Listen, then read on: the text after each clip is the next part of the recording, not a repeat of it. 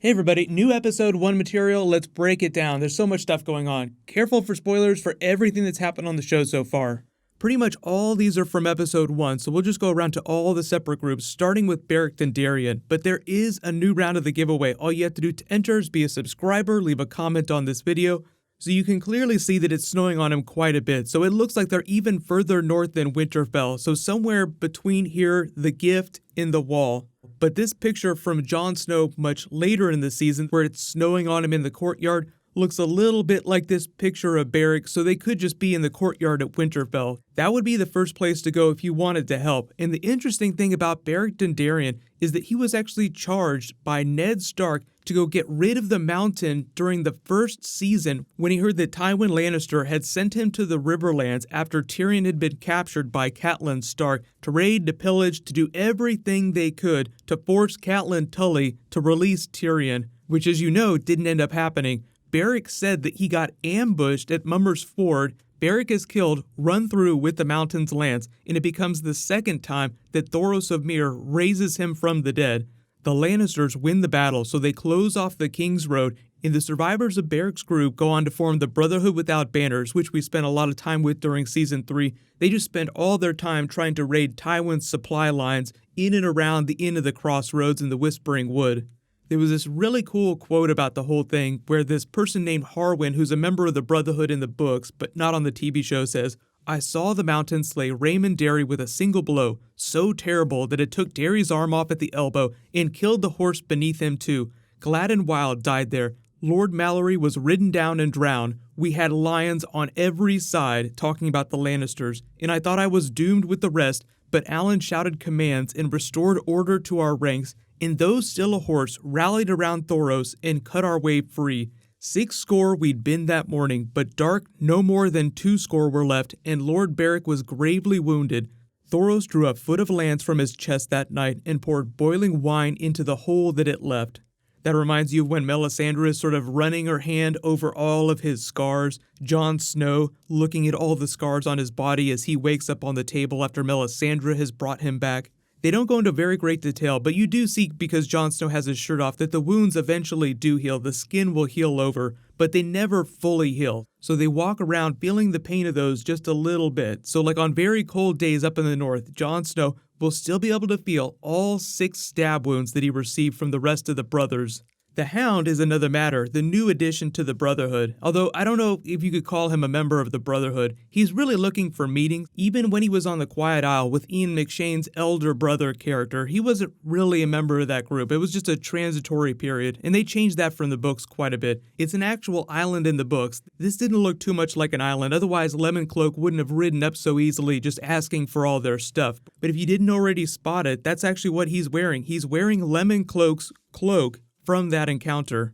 It'll be interesting to see if he's still at Winterfell when Arya gets there, because if you look at this photo here, it looks like it's from the second episode because the director that's working with her here is the director of the second episode, and it doesn't look like she's anywhere near Winterfell yet. It actually looks like she's closer south, maybe in one of these other towns, like Castle Carwyn is a little bit further south, Mokalan is even further south than that, Greywater Watch. There's a number of other places like Barrow Town that she could be.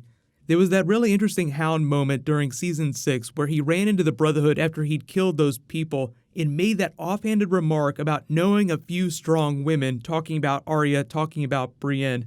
I definitely think that's foreshadowing a reunion between them, but it might not happen till a little bit later because that first episode, so much is happening.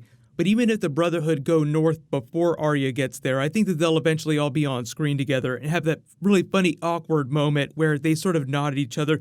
Especially the Hound and Brienne. Like, Arya clearly cares about the Hound, but I love the idea of the tension between him and Brienne. He's just such an interesting character. Not someone who shows emotion, but who clearly cared about Arya. So hopefully in the way that Ser Jorah has been trying to find meaning through Daenerys, trying to help her out, do good things, hopefully that will also happen for the Hound as well. But I don't think he's going to be getting grayscale anytime soon.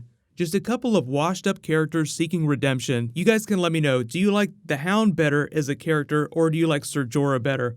There's a whole bunch of pictures at Winterfell itself. You see Sir Davos on a horse here. This looks like it corresponds with this picture of Jon Snow as they're getting ready to ride out. So if it looks like Daenerys is going to arrive at Dragonstone in episode 1, it also looks like they're going to decide to go to Dragonstone in episode 1 too.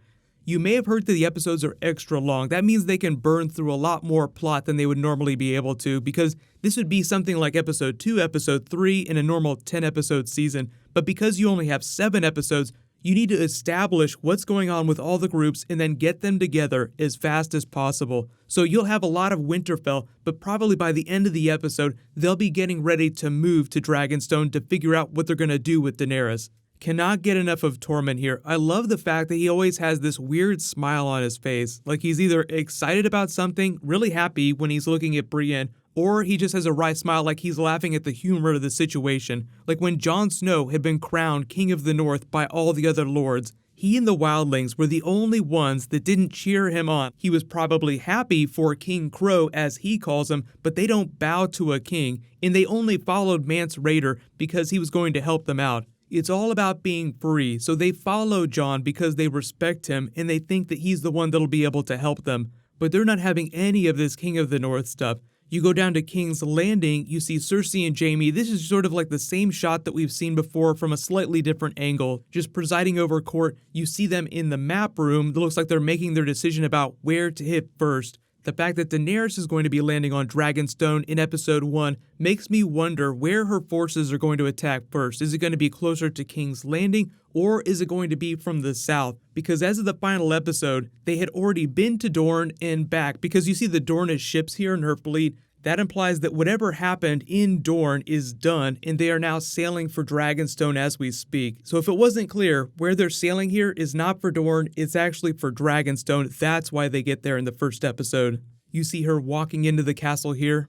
But there are a couple pictures of White Walkers behind the scenes. Most of this has actually been debunked as Season 5 stuff. I'm not expecting to see any actual White Walkers in the first or even second episodes, maybe later. Most of that's going to happen through Bran's storyline. He actually looks like he's reached the wall in this picture here. He's looking way, way up. So it looks like they're at the gate here and he's just staring at the massive size of it all because it's been so long since he's been. Remember, that was way back at the end of season 4 that they made it north of the wall to find the three-eyed raven's tree. Everyone has been asking, how are they going to get south of the wall? Does it have something to do with Bran being marked by the Night King? That's really the key to everything, and I do feel like he'll be able to bring part of the wall down, but in a roundabout way, even though I think that that's what should happen. There's this big tourism thing that's going on, so because they get a lot of tax credits, it sounds like they're going to try and leave it up as a tourist attraction after they're done filming Game of Thrones. You know, maybe they want to use it again in a future spin-off season if they ever want to go back there. But that would just mean that they have to bring the wall down completely with CG instead of blowing it up practically like you normally would on a set.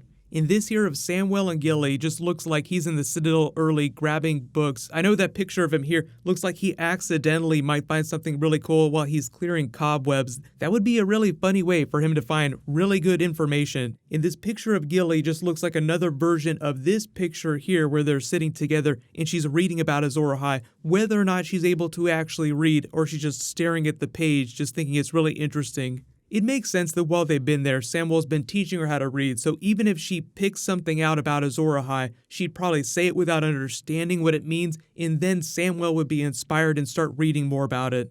Let me know what you guys think about these. There's not a whole lot more that they reveal other than Sansa is just in her full goth gear. I cannot wait to see what she does with Littlefinger. It just implies that she's gone very hardcore, but she's not stabby like Arya is. So if there's going to be any killing to be done, I expect it to be done by Arya. And the fact that she gets Littlefinger's Valyrian dagger makes me wonder if she's ever going to get to use it on a White Walker this season. But it just remains to be seen whether or not she leaves with Jon Snow's party when they go to find White Walkers north of the wall. It sounds like she's not, so the dagger itself is more of significance to their family, what happened to Bran in season 1, the betrayal of Littlefinger and their father. So Valyrian steel, very important for fighting in the War for the Dawn, but for now it seems like this is more relevant to Stark stuff.